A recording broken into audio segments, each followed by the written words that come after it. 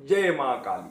मित्रों, मैं पिछले टाइम में जो वीडियो बनाया था उसी वीडियो में बताया था कि साधना क्षेत्र में सिद्धियां प्राप्त करने के लिए, साधना मतलब जो हमारे लक्ष्य स्थल है, जीवन में जिस स्थान में हम पहुंचना चाहते हैं वो स्थान को प्राप्त करने हेतु जो प्रयास करते हैं, जो प्रयोग करते हैं, जो कार्य करते हैं उसे बोलते हैं साधना। साधना में सिद्धियां प्राप्त हेतु क्या क्या चाहिए उस बारे में बताया था। फिर से बता रहा हूं कि जो लोग पिछले वीडियो मेरे नहीं देखे हुए शायद उनके बारे में मन में कोई जो बात थोड़ा आ जाएंगे। बाद में मैं बताऊंगा कि जीवन में भाग्य का अर्थ क्या है, भाग्य का मतलब क्या है, इस बारे में बताऊंगा। वीडियो को एंड तक देखें। पहले मैं क्या बताया था कि साधना में सिद्धि प्राप्त करने के लिए चार पिलर की जरूरत है, चार पैया की जरूरत है जहां पर आप आसन लगा के बैठ सकते हैं। चार पिलर क्या क्या है? एक है एकाग्रता, कंसंट्रेशन, डेडिकेशन, समर्पित भाव, और जो सैक्रिफाइस त्याग भाव, जो कि कुछ त्याग करने के हेतु, और जो चौथा है भौतिक सुख शांति के लिए द पावर ऑफ ऑब्जर्वेशन, अनुकरण का जो ज्ञान है, अनुकरण का शक्ति, और वो आत्मीय शक्ति, ईश्वरीय शक्ति प्राप्त करने हेतु द पावर ऑफ मेडिटेशन, ध्यान करने की शक्ति। तो ये अलग अलग है। जो भौतिक सुख शांति प्राप्त के लिए चाहते हैं वो ऑब्जर्वेशन का पावर बढ़ाना जरूरी है। जो ईश्वरीय शक्ति प्राप्त करना चाहते हैं वो ध्यान का शक्ति बढ़ाना जरूरी है।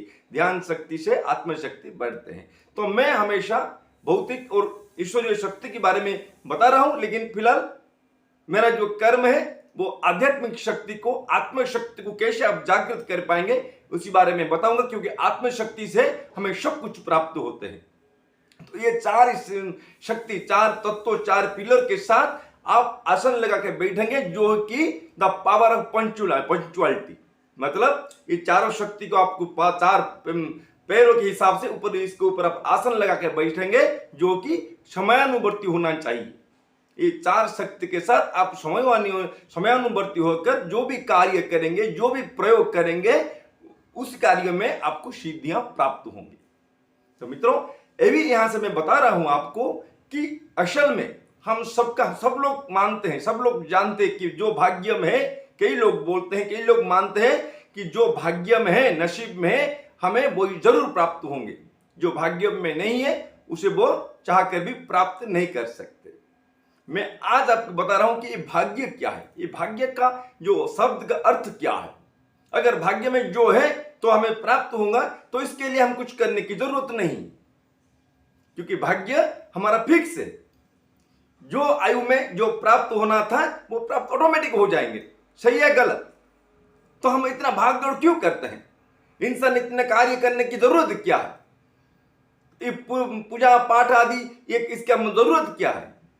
पूजा पाठ, ध्यान, तप, जप, ये सब की जरूरत नहीं है। अगर भाग्य में जो है, अगर सब कुछ को प्राप्त हो जाएंगे तो कुछ जरूरत ही नहीं कुछ करने के लिए। फिर हम क्यों करते हैं?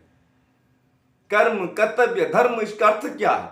मित्रों, भाग्य मतलब जो हम पूर्व जन्म में किए थे। हर साधक को ये जानना जरूरी है। मैं क्यों बोल रहा हूं एक एक बात। अगर मैं साधना के बारे में बताऊंगा, आपको डायरेक्ट मैं बताऊंगा कि साधना कैसे शुरू करेंगे, सिद्धियां कैसे प्राप्त होंगे, ये मंत्र जप कर दो, आपको इतने जैसे लोग बताते हैं, कई गुरु यूट्यूब में है, तो मैं वैसा आपको नहीं बोल रहा हूं। मैं आपको वक्त लगे, क्योंकि साधना, सिद्धियां इतने आसानी से नहीं मिलते हैं। सबके लिए प्रयास, त्याग भाव, जो पहले मैं बता चुका हूं, वो सब की जरूरत है। एक एक बात अगर समझेंगे तो आप सिद्धियां प्राप्त कर पाएंगे, साधना क्षेत्र में अग्रगति कर पाएंगे। तो मित्रों, ये जो भाग्य में क्या होता है, पूर्व जन्म के जो कर्म किए हैं, भाग्य मतलब यही है, जो पूर्व जन्म के जो कर्म किए हैं वो कर्म का पुण्य फल में हमें जीवन मिला, शरीर मिला, परिवार मिला। कौन सा परिवार में हम जन्म होंगे, कौन हमारा माँ बाप होंगे, किसी परिस्थिति में किस तरह का परिवेश में आप पैदा होंगे, वो पूर्व जन्म के कर्म फल में ही हमें प्राप्त हुआ है। माँ बाप, परिवार, दोस्त, मित्र, परिवार का परिस्थिति, वो सब प्राप्त हुआ है।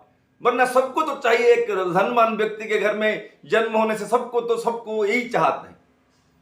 तो ये सब तुम्हारे चाहने पर नहीं होता है। तुम्हारा जो पिछले जन्म में जो कर्म किए थे उसी कर्म के हिसाब से आपको ये जन्म प्राप्त हुआ है। जो अच्छे कर्म किए हैं, पुण्य कर्म किए हैं, वो सब मनुष्य हुए हैं। मनुष्य के हिसाब से अपने पिछले जन्म में बहुत कर्म किए थे, ये निश्चित है। तो जो कर्म किए थे वो कर्म का हेतु ये प्राप्त हो गया है। जो फल भुगतने पड़ेंगे, क्या भुगतने पड़ेंगे? जो गलत काम किए थे, जो गलतियां किए थे, पुण्य किए थे तो शरीर मिला, आयु मिला, ईश्वर मिला, मनुष्य जन्म मिला, पशु जोनि नहीं मिला हमको। लेकिन जो कार्य किए थे वो कार्य के दोष, जो पाप, पुण्य तो मिल गए तो पाप को भी भुगतना पड़ेगा। वो पाप को भुगतने के लिए हमें आयु दिया गया है। सबके लिए आयु फिक्स है। जन्म के साथ संसार में भाग्य मतलब एक जन्म, दूसरा मृत्यु। जन्म शरीर परिवेश के साथ मिला, मृत्यु भी फिक्स हो गया। इतना आयु तुम्हें दिया गया है। मनुष्य बनोगे लेकिन आयु इतना होंगे आपके। तो जन्म मिला, शरीर मिला, परिवार मिला, जन्म मिला, आयु मिला। बीच में जो कर्म रह गया आपका, जो कर्म करने के लिए जीवन मिला आपको, जन्म और मृत्यु के बीच जो आपको समय मिला उसे बोलते हैं जीवन। जीवन, जन्म और मृत्यु के बीच जो समय वक्त आपको मिल रहा है उसे बोलते हैं जीवन। फिर से इस जीवन में आपको जीवन प्राप्त हुआ है, जो इस जीवन में आप क्या हासिल कर पाएंगे? क्योंकि पिछले जन्म में जो शक्तियां, सिद्धियां, ज्ञान, विवेक आपको मिला था उसी को लेके आप कुछ जैसे कार्य किए थे उसका परिणाम अभी आपको मिल रहा है। यहां से फिर कैसे हम इस जीवन को और उन्नति के स्तर लेंगे, सदगति, परमार्थ, पुरुषार्थ प्राप्ति के हेतु कैसे आगे बढ़ेंगे? ये जो वक्त मिला, ये जो वक्त मिल रहा है जन्म से मृत्यु तक, इसे समय को जीवन बोलते हैं। ये जीवन में पिछले जन्म में जो कार्य किए उसको भाग्य दोष बोलते हैं। अभी जो कर्म कर रहे हैं भाग्य दोष के हिसाब से जीवन आयु मिला है। आयु में वो घटना घटित होंगे आपके साथ, मित्र मिलेंगे, कर्म मिलेंगे, बुद्धि, विवेक सब मिलेंगे, उसी हिसाब से आप आगे बढ़ेंगे। अभी जो कार्य करते फिर से रिएक्शन शुरू होगा, इसे बोलते हैं कर्म दोष। भाग्य दोष कर्म दोष हो गया। इसी के हिसाब से अगर आप नॉर्मली आगे बढ़ते जाएंगे, विवेक, खुद का जो बुद्धि, आत्मशक्ति, विवेक, ज्ञान हमें जो प्राप्त हुआ है उसी को विनियोग नहीं करेंगे, जैसे जीते अगर वैसे ही जिएंगे तो आपका आयु जितना है उस तक भी आप पहुंच नहीं पाएंगे। क्योंकि शास्त्र में लिखा हुआ है आयु, अपने पूर्व जन्म के तो आयु मिल गया, लेकिन अभी जो कर्म करते हैं वो कर्म में आपका आयु बढ़ सकता है, कम से कम हो सकता है। जैसे रामायण में बताया हुआ था, रावण को 56 गंडा युग का आयु मिला था, लेकिन 56 युग में वह खत्म हो गया। इसका कारण क्या है? 52 गंडा युग मिला था, लेकिन 52 युग में वो उनका आयु खत्म हो गया। इसके कारण कर्म दोष। जैसे कर्म हम करेंगे हमें उस तरह का परिणाम प्राप्त होंगे, हमारा आयु कट हो जाएंगे। लोग बोलते हैं गलत काम वो तो करता है लेकिन उसका कुछ नहीं हो रहा है। कई लोग आपके सामने कई ऐसे उदाहरण मिलेंगे कि वो हमेशा गलत कार्य में वो लोग है, उनका कार्य रोज पाप कार्य के साथ लिप्त है, लेकिन वो सुख में जी रहे हैं, उनका कुछ गलत नहीं हो रहा है। मित्रों, पूर्व जन्म की कुछ पुण्य बल में उनको वो प्राप्त हो रहा है, लेकिन उनका अंत अत्यंत भयंकर होगा। जो लोग गलत कार्य के साथ जीते हैं, गलत कर्म के साथ जीवन बिताते हैं, उनका क्या सबसे पहले क्या होगा? हानि होगा, आयु खत्म हो जाएगा। क्यों? कारण क्या है ना? कर्म का दोष, कर्म का प्रभाव रहेगा तो आयु खत्म हो जाएंगे। यहां से भाग्य कैसे काम किया? मैं वही बोल रहा हूं कि भाग्य अगर है तो उनका आयु था, आयु खत्म हो गया। यहां से भाग्य का कोई लेन देन नहीं रहा। हम बोलेंगे कि हमारा आयु कितना, हमें कैसे मालूम पड़ेगा? क्योंकि ये हम शास्त्र में देखेंगे, पुराणों में, उपनिषद में जो वर्णन किया गया है उसी बारे में हम देखेंगे। अमर का वर प्राप्त हुआ था, हिरण्याक्ष को अमर का वर प्राप्त हुआ था, लेकिन वो अमर रह पाया? नहीं रह पाया। क्यों? वो गलत कार्य के साथ भगवान विष्णु के जो वैष्णव है उनके खिलाफ कार्य किया, जिनके कारण उनका आयु हानि हो गया। हिरण्याक्ष, हिरण्यकश्यप, कंस, इसे महा पराक्रमी जो कि वर प्राप्त थे उनका आयु खत्म हो गया अपने कर्म की वजह से। तो इसका उदाहरण हमें यहां समझना पड़ेगा कि कर्म गलत करने पर हमारा आयु हानि होगी। अच्छा, इस तरह भाग्य भी लोप हो जाएंगे। जो प्राप्त होने वाला था वो कार्य भी हमें आपको प्राप्त नहीं होंगे। आपके इतने आयु में आपको वो पूर्व जन्म के कर्म भोगेंगे। तो पूर्व जन्म कर्म भोगते भोगते आप अगर और गलत कार्य करेंगे तो आगे जो आने वाला जो पद पदवियां या सुख शांति जो भी आपको प्राप्त होने था या राज्य जो भी है वो आपको प्राप्त नहीं होंगे। उसे बोलते हैं भाग्यहीनता। भाग्य तो फिक्स है, आयु मिल गया, इसे बोलते हैं भाग्यहीनता। मतलब जो आते आते आपको नहीं मिलेंगे, आपको मिलेंगे आएंगे लेकिन आप उसका फायदा नहीं उठा पाएंगे। कई लोगों के जीवन में ऐसे ही होते हैं, कार्य करते हैं आधा अधूरा में बंद हो जाते हैं। क्यों? ग्रह दोष वो अलग बात है, वो कैसे कार्य करते हैं। अगर आप इस संज्ञा को समझ जाएंगे, मैं जो बोल रहा हूं मैं तो ज्यादा आपको एक्सप्लेन नहीं कर पाता हूं क्योंकि जितना भी मुझे ज्ञान है मुझे मालूम है, मैं बताना चाहता हूं बहुत कुछ, लेकिन वक्त की पाबंदी में वो ज्यादा बड़ी वीडियो करना से भी अच्छा नहीं लगता है मुझे। तो अगर ये जो समय सीमा को समझ पाएंगे, फिर भी अगर लगातार मेरे वीडियो को आप देखेंगे तो मैं एक एक छोटे छोटे बात को लेकर आपको बताऊंगा जो कि आपको इसके बारे में जानकारी आगे देंगे कि जीवन को सुधारेंगे कैसे हमारा जीवन को हमें गतिशील करेंगे। तो मित्रों, इसको भाग्यहीनता बोलते हैं। अगर कार्य होते होते रह जाते हैं, कई कार्य हम करते हैं, बड़े बड़े योजना हम बनाते हैं, बहुत पैसा भी लस हो जाता है लेकिन वो कार्य सिद्ध नहीं होते। इसका कारण भाग्यहीनता, भाग्य दोष हो जाते हैं। इस जन्म में जो कार्य किए और पिछले जन्म में जो कर्म है उसे उसको लेके भाग्यहीनता होते हैं। तो मित्रों, अगर भाग्य है, भाग्य दोष भी है, भाग्यहीनता भी है, लेकिन मित्रों मैं यहां से आपको बताऊंगा कि भाग्य को जागृत कैसे करेंगे। पूर्ण आयु भी वृद्धि होंगे अगर कर्म हम सही सही करेंगे, पुण्य बल में वो हमारा आयु बढ़ेंगे।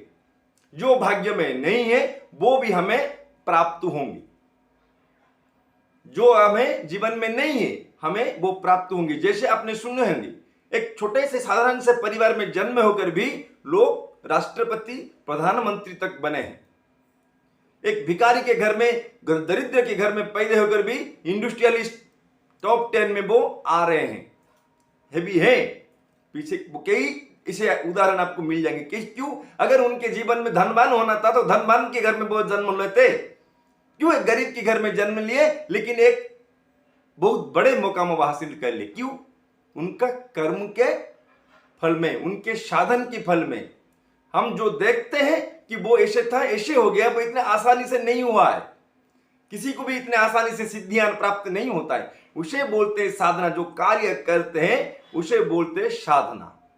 जो पहले में 4 तत्व बोला, 4 तत्वों को एकीकृत करके समयानुवर्ती होके जो प्रयोग करते हैं, जो प्रयास करते हैं, जो कार्य करते हैं उसे बोलते हैं साधना। साधना के माध्यम से हमें आयु भी मिलेंगे, जो भाग्य में नहीं है वो हमें प्राप्त होंगे। क्योंकि भाग्य देवी और कर्म देवी और जगत की जगत माता जो आदि शक्ति एक है, तो उनके कृपा में हमारा भाग्य उदय होंगे। जो भाग्य में नहीं है वो हमें प्राप्त हो जाएंगे। ये 100% सत्य है।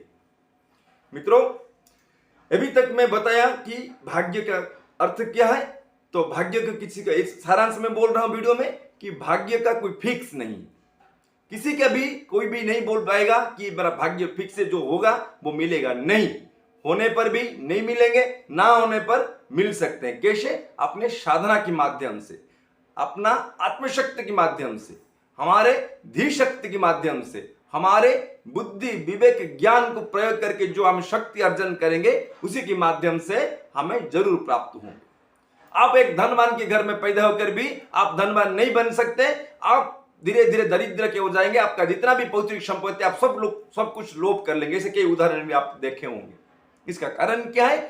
भाग्यहीनता, मतलब कर्म में दोष। अगर गलत कर्म के साथ आप जिएंगे, कई चाहे कितने भी सम्राट के बेटे क्यों ना हो, अगर कोई गलत कार्य के साथ आप जिएंगे, गलत कर्म की ओर आप जाएंगे, गलत लोगों के साथ आप संपर्क रखेंगे तो आपका विनाश सुनिश्चित है। आपका भाग्य पतन जरूर होगा, भाग्यहीनता आपको प्राप्त होगी। तो मित्रों, भाग्य को छोड़ दीजिए। मेरा ये वीडियो में सबको ये परामर्श है, भाग्य के आधार के ऊपर आप मत जिए, अपने कर्म के बल में आप जिए। आप जो कार्य करेंगे वो कार्य आपको उसका परिणाम प्राप्त होंगे। आग अगर शरीर में लगाएंगे तो आप जलेंगे, चूल्हा में जलाएंगे तो आप खाना पकाएंगे।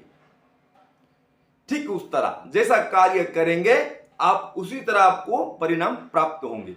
मित्रों, तो भाग्य के भरोसे में मत रहिए, भाग्य आपका कुछ भी नहीं होता है, जो भी होता है आपका कर्म का फल। तो यहां से मैं आगे आपको बताऊंगा फिर से कि ये भाग्य को तेज कैसे करेंगे, क्या ऐसे कार्य करने पर हमें भाग्य की अग्रगति मिलेंगे, भाग्य सिद्धता देंगे हमको, भाग्य पतन नहीं होंगे, भाग्य में जो है उससे ज्यादा हम प्राप्त करेंगे, जो भी हमारा आयु है उससे ज्यादा हम जिएंगे, जो भी हमारा प्राप्त होने था वो प्राप्ति से ज्यादा प्राप्त करेंगे हम। कैसे? वो है सिर्फ साधना के माध्यम से। मैं जो भी बता रहा हूं मेरा चैनल में साधना को लेके बता रहा हूं। अभी तो फिलहाल जो भी बात मैं बोल रहा हूं कि आपका मंगल कैसे होंगे, जगत का मंगल होंगे, क्योंकि जगत जब आपका मंगल होंगे तो सबका मंगल होंगे। खुद का जब मंगल होगा तो सारे जगत का मंगल होगा। जगत के मंगल के साथ हम खुद को नहीं जी सकते, जगत का मंगल हम कभी भी नहीं कर पाएंगे। हमारा खुद का अगर मंगल कर पाएंगे तो हमारा परिवार का मंगल होगा, हमारा परिवार का अगर मंगल होगा तो हमारे आसपास लोगों का भी मंगल होंगे, क्योंकि शास्त्र में वही लिखा हुआ है, शास्त्र में वही लिखा हुआ है, धन अर्जिन धर्म करी धर्मे प्राप्त नर होरी। तो मित्रों, मेरा कहना मतलब ये, आपको हमेशा कर्म के प्रति सजाग रहिए। आप क्या कर्म कर रहे हैं पहले वो कर्म को पॉइंट आउट करें। आप देखें आप क्या कर रहे हैं, गलत कर रहे हैं या सही कर रहे हैं। वो कर्म को परखने के लिए विधाता ने, आदिशक्ति भगवती ने, माता प्रकृति ने हमें बुद्धि, विवेक और ज्ञान दिया है। मित्रों, शायद मेरे बात आपको समझ में आए होंगे। अगर समझ में आए तो मेरे वीडियो को लाइक करें। मेरा आगे इस तरह का कई वीडियो देखने के लिए मेरे चैनल को सब्सक्राइब करें। अगर मेरे बात आपको भी अच्छा लगा और अपना चाहते हैं किसी को और लोगों को, अपने दोस्तों को ये बात बताने के लिए, समझाने के लिए, उनको शेयर करें। जय महाकाली, धन्यवाद।